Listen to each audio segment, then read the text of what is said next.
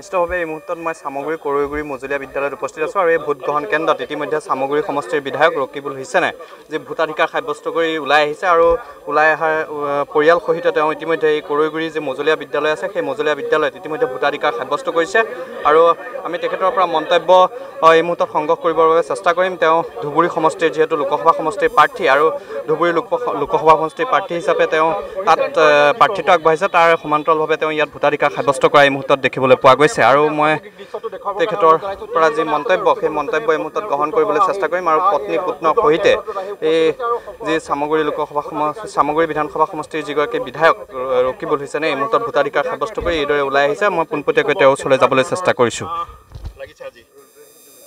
ভাল লাগিছে, আমাৰ মুখখন দেখিয়েতো ধৰিব পাৰিছে যে আমাৰ মনবিলাক ভাল, মানুহৰ মনবিলাকো যিটো ঘোপ মৰা এটা অন্ধকাৰ আছিল সেই অন্ধকাৰৰ পৰা মানুহে পোহৰ বিচাৰিছে। আজিৰ এই অঞ্চলৰ পৰা বেছি কথা ক'ব নাপায়, গতিকে মই মানুহৰ মুখবিলাক দেখি মই ভাল লাগিছে যে মানুহে বহুত দিনৰ পিছত নিজৰ ভোটাধিকাৰ সাব্যস্ত কৰিছে আৰু আমাৰ কেণ্ডিডেট প্ৰদ্যুৎ বৰদলৈ যে বহু ভোটত জিকিব সেই কথাটো আজি স্পষ্ট হৈছে। গতিকে সকলোৰে মনবিলাক আনন্দ। এইবিলাক চব কৰিশ্মা হিমন্ত বিশ্ব শৰ্মা কা।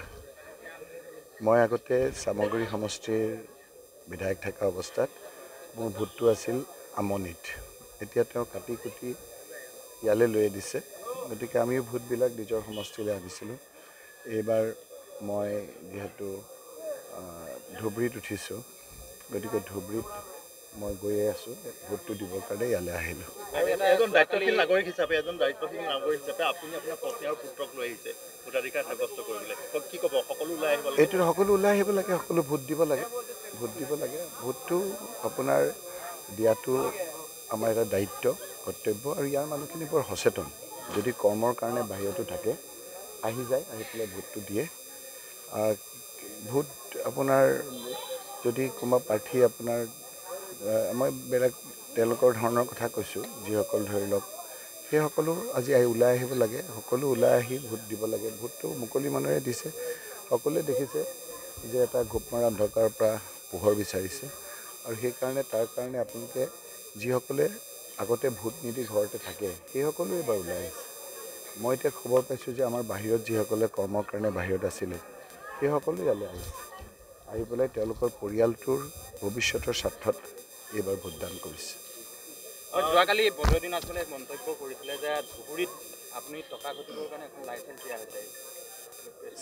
আপোনালোকে এইবিলাক ষ্টেণ্ডাৰ্ড অফ আপোনাৰ থিংকিং কি ধৰণৰ এবাৰ কৈছে যে ধুবুৰীৰ মানুহবিলাক চোৰ ডকাইত ধৰ্ষণকাৰী, এবাৰ কৈছে যে ডেকা ল'ৰাবিলাকে ছোৱালী দেখিলে ধুবুৰীৰ বিশেষকৈ মুছলমান মানুহবিলাকৰ তেজটো গৰম হৈ যায়।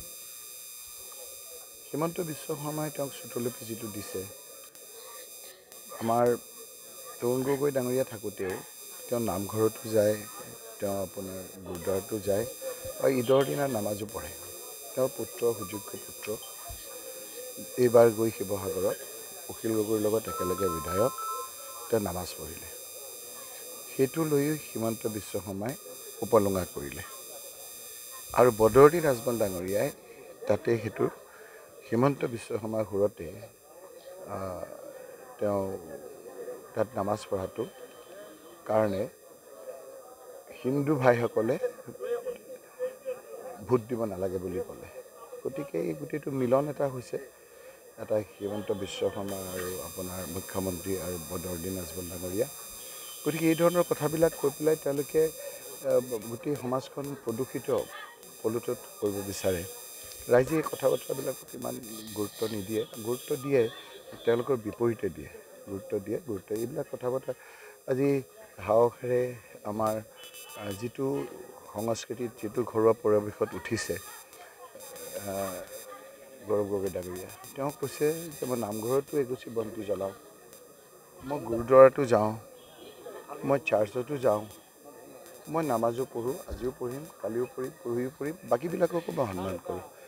গতিকে মুখ্যমন্ত্ৰী ডাঙৰীয়াই ফাৰ্ষ্ট ফেজত সেইটো লৈ সমালোচনা কৰিলে, ছেকেণ্ড ফেজত মিয়াৰ ভোট নালাগে বুলি কৈ ইয়াত আহি পেলাই তেওঁ মিয়াক তৈলমৰ্দন কৰাত লাগিছে। গতিকে এইবিলাকেই তেওঁলোকৰ চিন্তাধাৰা। দেখা পোৱা গৈছে যে পূৰ্বে আপুনি যি অনুমান কৰে প্ৰায় সঠিকেই হয় চামগুৰি সমষ্টিৰ ক্ষেত্ৰত। এইবাৰ লোকসভাত কিমান মান অগ্ৰগতি বা কেনেকুৱা? এইবাৰ মানে অনুমানটো অকণমান কৰিব নোৱাৰি।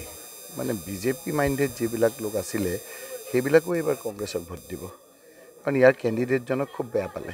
তেওঁলোকে ভাবিছে যে আমি আঙুলিটোৰে সেই পাপৰ ভাগি নলওঁ। যেনেকৈ আপোনাৰ ৰত্নাকৰ দস্যু